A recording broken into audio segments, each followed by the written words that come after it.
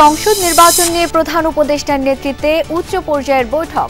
সবাইকে সতর্ক থাকার পরামর্শ, নিরাপত্তা, পদায়ন, গুজব প্রতিরোধে আলোচনা। এই নির্বাচন চ্যালেঞ্জিং হবে, যত ঝড় ঝঞ্ঝাই আসুক না কেন আমাদের সেটা অতিক্রম করতে হবে। জুলাই সনদ বাস্তবায়নের নোট অব ডিসেন্ট উপেক্ষা করাকে প্রতারণা বললেন মির্জা ফখরুল। সালাউদ্দিনের মতে কমিশনের ভূমিকা একপাক্ষিক, সরকারের নাকচ। জোটভুক্ত হলেও তাদের নিজস্ব প্রতীকের নির্বাচন হতে হবে, তো এটা পক্ষপাতমূলক আচরণ আমরা আশা করি না। জনগণের সঙ্গে এটা একটা প্রতারণা, রাজনৈতিক দলগুলোর সঙ্গে এটা প্রতারণা।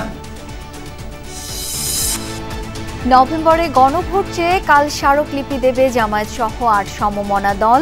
সনদ বাস্তবায়নে সরকারের পক্ষ থেকে সাড়া পেলেই সই করবে এনসিপি।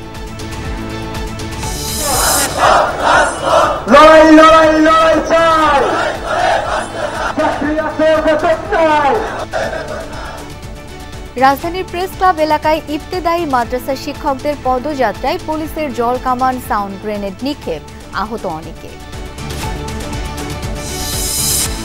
অবৈধ মোবাইল হ্যান্ডসেট বন্ধে 16 ডিসেম্বর চালু হচ্ছে এনইআইআর পদ্ধতি। 1 নভেম্বর থেকে অকার্যকর হয়ে যাবে 10-এর অধিক সিম।